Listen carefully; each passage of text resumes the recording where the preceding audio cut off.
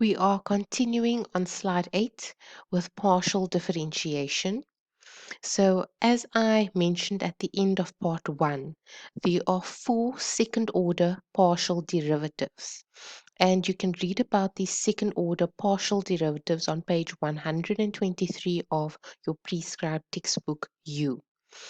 Now, the second order partial derivatives are not the focus of this chapter or this topic, but you can easily perform the operation, and it is important for us to evaluate our second order partial derivatives in order to determine if at that particular point it is a relative maximum or relative minimum, for instance.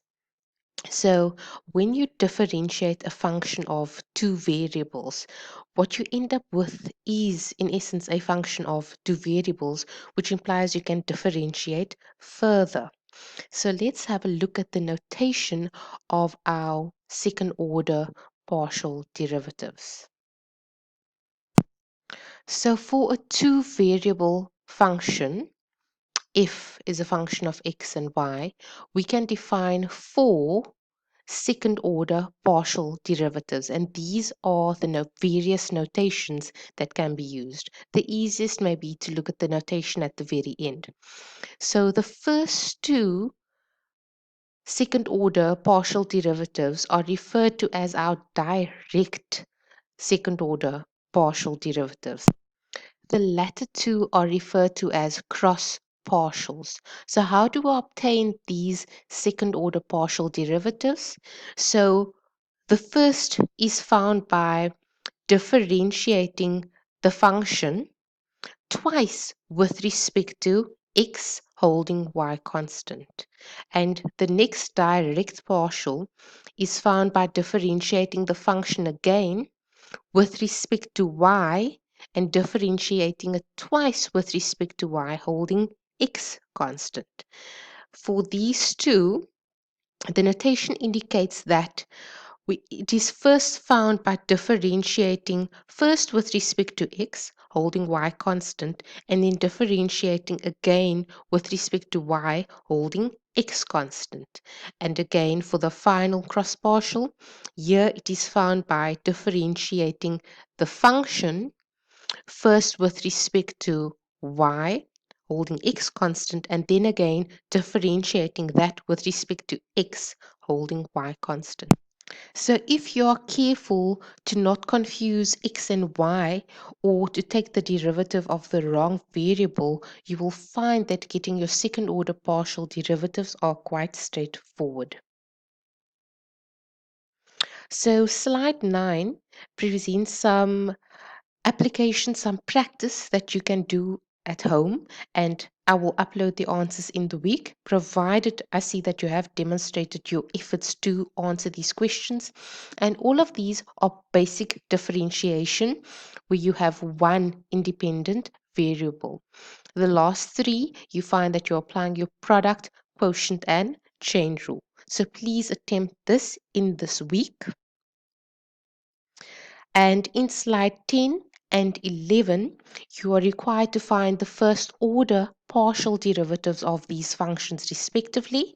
So that is finding your first order partial derivatives with respect to x holding y constant, and here with respect to y holding x constant. So please attempt these this week as well. The final practice slide on slide 12, here you need to derive the first order partial derivatives, but instead of having x or y in these functions, you can see that it can be replaced by L and K, and that would represent labor and capital, or for instance, a utility function could be a function of good x and y, your revenue total revenue functions and total product functions. Here could be a function of labor and capital. So please attempt these problems as well as homework.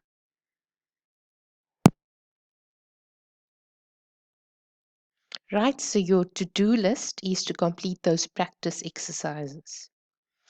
Right, we will now move on to the next part of week 3, and that is dealing with unconstrained optimization. The prescribed readings is chapter 8.1 of your prescribed textbook, U 2018. And then for knowledge enrichment purposes, there is a textbook, Jacques. You could ask me for the reference. And this also has additional and a wealth of information in chapter 5, section 5.4 in particular. We will now use partial differential calculus to solve nonlinear economic problems that have a number of variables. The first important point to note is that we are first solving optimization functions without any constraints. Hence, it is called unconstrained optimization. So, to help our understanding about what an optimization problem would look like with constraints, let's consider this example. So, this week in Microeconomics 231, you have been looking at consumption equilibrium. Now, a consumer would like to maximize the utility that they can derive from the consumption of, let's say, two goods. They would want ever increasing amounts of good one and good two to maximize the utility. But we know that in reality, we have to consider our incomes as well as the prices of the goods. So, hence, there is a budget constraint that needs to be taken into account. And hence, that would be referred to as constrained optimization. So here you have a problem where you need to maximize utility subject to a budget constraint. And the constraint leads you to a finite solution. However, you are going to be dealing with unconstrained optimization problems for this part this week. And next week in ECO235, we will do the applications on consumption equilibrium. Now, the simple case of optimization functions involve no constraints. So let's begin with an unconstrained optimization problem. A typical example of such a problem is profit maximization.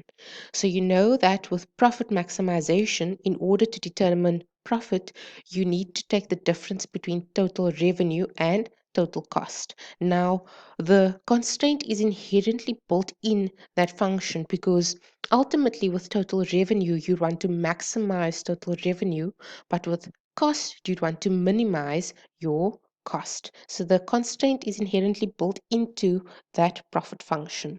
So some of the examples you will see here with unconstrained optimization deal with profit functions.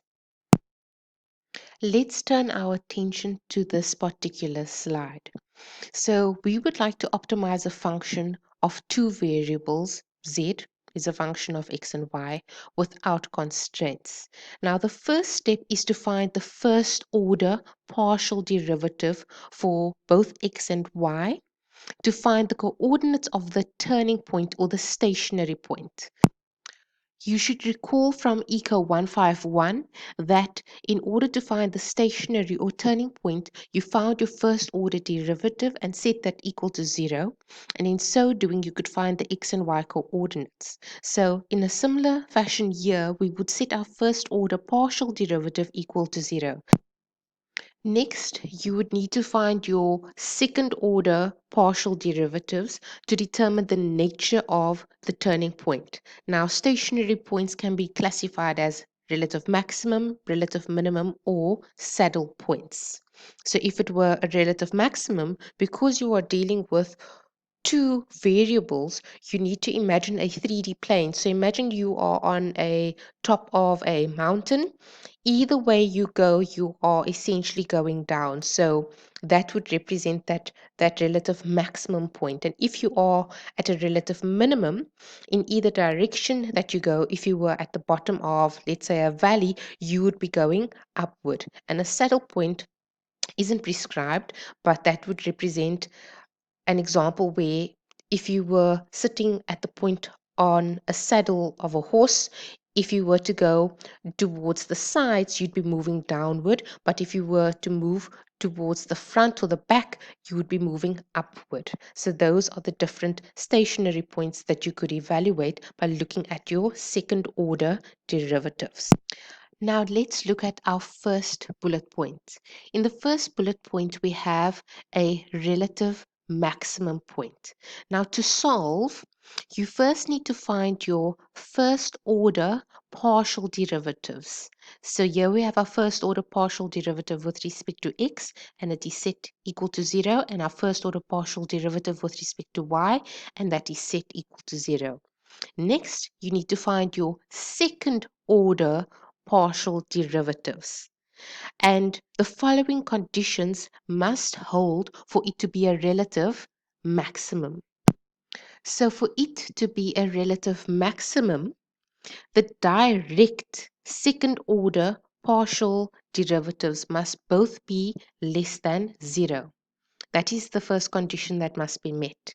And then the next condition is that the product of these two direct second order partial derivatives, the product of that minus the square of your second order cross partials, that must be greater than 0. So these are the conditions that must be met for a point to be a relative maximum. For a relative minimum, let's evaluate how we would go about that. So for a relative minimum, you would first have to get your first order partial derivatives with respect to x and y and set them equal to 0. And then next you need to get your second order partial derivatives and you evaluate to determine if it is a relative minimum. And for it to be a relative minimum, you again need to find that your direct second order partial derivatives must both be greater than 0. So both of these must be greater than 0. And then the next condition that must hold is that the product of your two direct second order partial derivatives minus the square of your cross partials, that must also be greater than 0. So these are the conditions that must hold when you evaluate the point to determine if it's a relative maximum or relative minimum. So here we have an example, and we will go through this example step by step. So it states that you need to find and classify the stationary points of the function z is equal to 1000x plus 800y minus 2x squared minus 2xy minus y squared. So the first step would be is we need to derive our first and second order partial derivatives. So here we can see we've got our first order partial derivative of the function with respect to x and our first order partial derivative with respect to y, and these are our respective second order partial derivatives. I may not have enough time in this clip to complete this problem, so I'm going to pause and we can continue with the third recording to work through these examples. So please go to part 3 of the recordings for this week and we'll work through these examples.